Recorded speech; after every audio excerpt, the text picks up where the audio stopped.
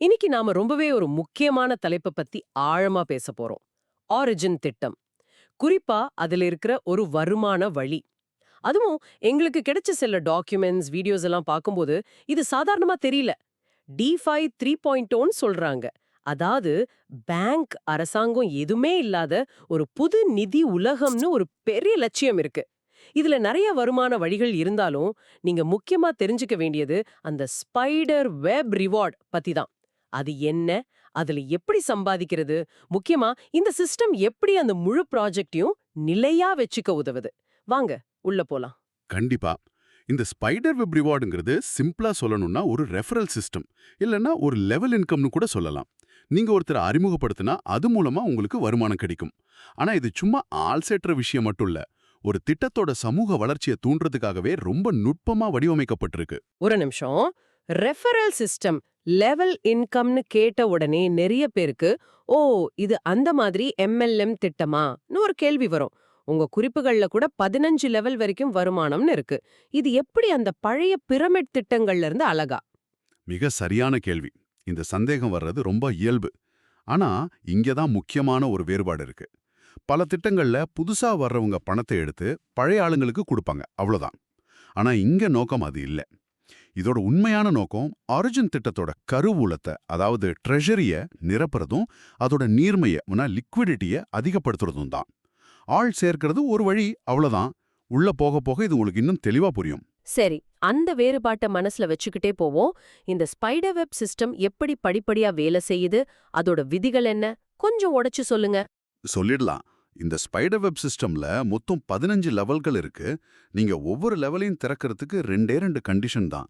ஒன்னு, நீங்க நேரடியா எத்தனை பேரை அறிமுகப்படுத்திருக்கீங்க. ரெண்டாவது, உங்க சொந்த கணக்குல நீங்க எவ்வளவு ஸ்டேக் பண்ணிருக்கீங்க. ஓ, அப்போ சும்மா ஆள் சேர்த்தா மட்டும் பத்தாது.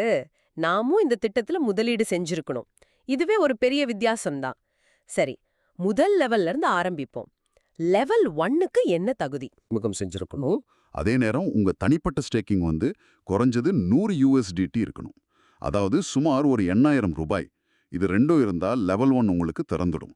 இது மூலமா உங்க டீம் சம்பாதிக்கிற லாபத்துல இருந்து 8லிருந்து 16% வரை உங்களுக்கு வருமானம் வரும். ஓகே. அடுத்தடுத்த லெவலுக்கு போகும்போது இந்த கண்டிஷன் இன்னும் அதிகமாகுமா? உதாரணத்துக்கு ஒரு 3வது லெவல். ஆமா, அதிகமாகும். நீங்க கேட்ட மாதிரி லெவல் 3 திறக்க நீங்க நேரடியா 3 பேரை அறிமுகம் செஞ்சிருக்கணும். உங்க ஸ்டேக்கிங் தொகையும் 500 USDT உயர்ந்திருக்கணும். அப்போ உங்க 3வது லெவல் டீமோட லாபத்துல 4லிருந்து 8% வரை கிடைக்கும். இது இப்படியே போய் அந்த கடைசி லெவல், அதாவது 15வது லெவல அடைய நானே யூகிக்கிறேன். 15 பேரை நேரடியா அறிமுகம் செஞ்சு ஒரு பெரிய தொகைய ஸ்டேக் பண்ணிருக்கணும். அப்படிதானே? அது எவ்வளவு? அதேதான், சரியா சொன்னீங்க. 15வது லெவலுக்கு நீங்க 15 பேரை நேரடியா அறிமுகம் செஞ்சிருக்கணும். உங்க ஸ்டேக்கிங் தொகை குறைஞ்சது 10,000 USDT, அதாவது சுமார் 8 லட்சம் ரூபாய்க்கு மேல இருக்கணும். இது நீங்க செஞ்சுட்டா அந்த 15வது லெவல் டீம் லாபத்துல இருந்து 2லிருந்து 5% வரை உங்களுக்கு வருமானம் கிடைக்கும். இங்க ஒரு விஷயம் எனக்கு ரொம்ப சுவாரஸ்யமா படுது. லெவல் அதிகமாக அதிகமாக வருமான சதவீதம் குறையுது. லெவல் 1ல 16% வரைக்கும், ஆனா லெவல் 15ல வெறும் 5% தான். ஏன் இப்படி? மத்த திட்டங்கள்ல மேல போக போக தானே அதிகமாகும். ரொம்ப நல்லா கவனிச்சீங்க. இதுவும் இந்த திட்டத்தை மத்த திட்டங்கள்ல இருந்து வேறுபடுத்தி காட்டுது. யோசிச்சு பாருங்க. லெவல் 1ல உங்க கீழ கொஞ்சம் பேர் தான் இருப்பாங்க. ஆனா லெவல் 15ல உங்க கீழ ஆயிரக்கணக்கான பேர், ஏன் லட்சக்கணக்கான பேர் கூட இருக்கலாம். அந்த பெரிய கூட்டத்துல இருந்து ஒரு சின்ன சதவீதம் வந்தா கூட மொத்த வருமானம் ரொம்ப பெருசா இருக்கும். அதே நேரம் அதிக சதவீதம் கொடுத்து திட்டத்தோட கஜானாவை காலி பண்ணாம நீண்ட காலத்துக்கு தாக்கு பிடிக்கிற மாதிரி கணக்கு போட்டு இதை வடிவமைச்சிருக்காங்க. இது ஒரு பாதுகாப்பு நடவடிக்கை. சரி, இந்த டீம் ப்ராஃபிட் ரேஷியோவை ஒரு உதாரணத்தோட சொன்னா இன்னும் நல்லா புரியும். நான் ஒருத்தரை அறிமுகப்படுத்துறேன். அவர் 1,00,000 ரூபாய் முதலீடு செய்றார். அவருக்கு தினமும் ஒரு லாபம் வருது. அதுல இருந்து எனக்கு எப்படி பணம் வரும்? நல்ல கேள்வி. உதாரணத்துக்கு, நீங்க அறிமுகப்படுத்தின உங்க நண்பர் 1,00,000 ரூபாய் மதிப்புள்ள LGNS டோக்கனை ஸ்டேக் செய்றார்னு வச்சுப்போம்.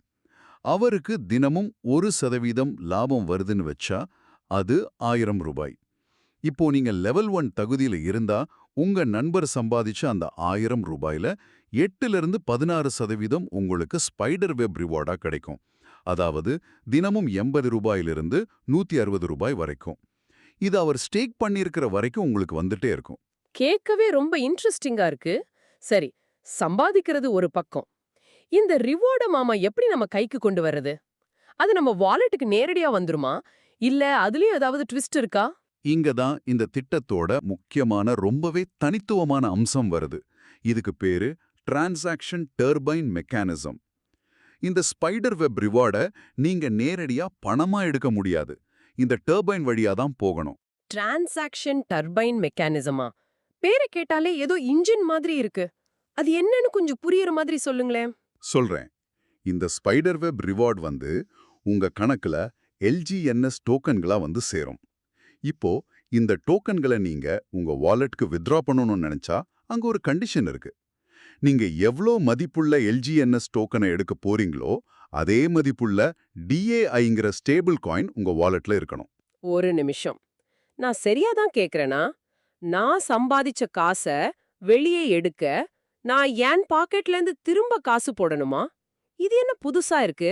ஆமா, முதல்ல கேட்கும்போது அப்படித்தான் தோணும். ஆனா இந்த டர்பைன் மெக்கானிசம் தான் இந்த திட்டத்தோட முதுகெலும்பே. இது ஒரு பாதுகாப்பு கவசம் மாதிரி வேலை செய்யுது. இதோட நோக்கம் உங்ககிட்ட இருந்து பணம் வாங்குறது இல்ல. முழு திட்டத்தோட நிதி ஆதாரத்தையும் அதோட ஸ்திரத்தன்மையும் பலப்படுத்துறது தான். புரியல. நாம சம்பாதிச்சதை எடுக்க அதுக்கு ஈடா ஒரு ஸ்டேபிள் காயின உள்ள குடுக்கறது எப்படி திட்டத்தை பலப்படுத்தும்? இதுக்கு பின்னால என்ன லாஜிக் இருக்கு? இதுல 3 முக்கியமான காரணங்கள் இருக்கு. முதல் காரணம் நீர்மைய, அதாவது லிக்விடிட்டிய உறுதி செய்யறது. நீங்க உங்க ரிவார்டான எல்ஜிஎன்எஸ் வெளியே எடுக்கும்போது அதுக்கு பதிலா டேஐய உள்ள குடுக்குறீங்க. இந்த டேஐ நேரடியா திட்டத்தோட லிக்விடிட்டி பூலுக்கு போயிடும். ஓஹோ! அப்போ இது ஒரு மாதிரி ஒண்ணு உள்ள வந்தா ஒண்ணு வெளிய போகும் பாலிசி மாதிரி. அதாவது நீங்க ரிவார்ட எடுத்து விக்கும்போது வர்ற செல்லிங் பிரஷர நீங்க உள்ள குடுக்குற டேஐ சமன் செஞ்சிடுது. அதனால டோக்கன் விலை டக்குன்னு விழாது. அப்படிதானே? மிகச்சரியா புரிஞ்சுக்கிட்டீங்க. இது ஒரு ஷாக் அப்சர்வர் மாதிரி. இப்ப 2வது காரணத்தை பாப்போம். இதுக்கு பேரு தற்காலிக லாக்இன். நீங்க உங்க ரிவார்ட வெளியே எடுக்கும்போது நீங்க உள்ள கொடுத்த டேஐ உடனே பயன்படுத்தப்படாது. அது சுமார் 16ல இருந்து 24 மணி நேரம் வரைக்கும் லாக் செய்யப்படும். ஏன் லாக் பண்றாங்க? அந்த நேரத்துல அந்த பணத்துக்கு என்ன ஆகும்? அந்த லாகின் நேரத்துல அந்த பணத்தை மத்த டிஃபை தளங்கள்ல முதலீடு செஞ்சு அதுக்கு வட்டி சம்பாதிப்பாங்க. இது ஒருத்தருக்கு சின்ன தொகையா தெரியலாம். ஆனா தினமும் ஆயிரக்கணக்கான பேர் இதை செய்யும்போது அது ஒரு பெரிய தொகையா மாறி திட்டத்துக்கே ஒரு கூடுதல் வருமானமா வரும். அதாவது நம்ம வருமானத்தை நாம எடுக்கிற ப்ராசஸ்ல இருந்தே திட்டம் அதுக்கு ஒரு வருமானத்தை உருவாக்கிக்குது. இது ரொம்ப புத்திசாலித்தனமான ஒரு அமைப்பு. சரி, 3வது காரணம். 3வது சமூக வளர்ச்சி. இந்த ஸ்பைடர் வெப் ரிவார்ட் சிஸ்டமே நிறைய பேரை உள்ள கொண்டு வர ஊக்குவிக்குது. நிறைய பேருனா நிறைய முதலீடு. நிறைய முதலீடுனா திட்டத்தோட கருவூலம், அதாவது ட்ரெஷரி ரொம்ப பலமாகும். ட்ரெஷரி பலமா இருந்தா திட்டம் நீண்ட காலத்துக்கு நிலைச்சு நிக்கும்.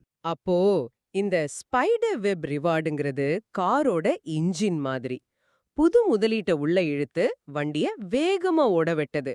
ஆனா இந்த டர்பைன் மெக்கானிசம்ங்கிறது காரோட பிரேக் சிஸ்டம் மாதிரி. அது வண்டி கண்ட்ரோல மீறி போகாம தடுக்குது. அதே நேரம் பிரேக் பிடிக்கும்போது வர்ற சக்திய திரும்பவும் உபயோகப்படுத்திக்குது. அப்படிதானே? அருமையான உதாரணம். இதை விட சிறப்பா இதை விளக்க முடியாது. ஸ்பைடர் வெப் வளர்ச்சிக்கு உதவுது, டர்பைன் ஸ்திரத்தன்மைக்கு உதவுது. ரெண்டும் சேர்ந்தது தான் இந்த திட்டம். இப்போதான் இந்த முழு சிஸ்டமும் எப்படி ஒன்னா வேலை செய்யுதுன்னு தெளிவா புரியுது. ஆக உங்களுக்காக சுருக்கமா சொன்னா, ஸ்பைடர் வெப் ரிவார்ட் வெறும் ரெஃபரல் வருமானம் மட்டும் இல்ல. அது ஒரு ஆழமான அமைப்பு. அதுலயும் அந்த வருமானத்தை எடுக்க டர்பைன் மெக்கானிசம்னு ஒரு பாதுகாப்பு அமைப்பும் இருக்கு. இதன் மூலமா நாம சம்பாதிக்கிற அதே நேரம் திட்டமும் தன்னைத்தானே பலப்படுத்திக்குது. கரெக்ட். இது ஒரு தன்னிறைவு பெற்ற சுழற்சி அமைப்பு.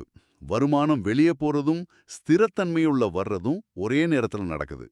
இந்த மாதிரி வடிவமைப்புகள் தான் ஒரு டிஃபை திட்டத்தோட நீண்டகால வெற்றியை தீர்மானிக்குது. இந்த உரையாடல் ரொம்ப பயனுள்ளதா இருந்துச்சு. நன்றி. மகிழ்ச்சி. உங்களுக்காக நான் ஒரு இறுதி சிந்தனையை மட்டும் சொல்ல விரும்புறேன். டிஃபை உலகத்துல ஒரு திட்டம் 200%, 500% வருமானம் தரேன்னு சொல்லும்போது நம்ம உடனே ஈர்க்கப்படுறோம்.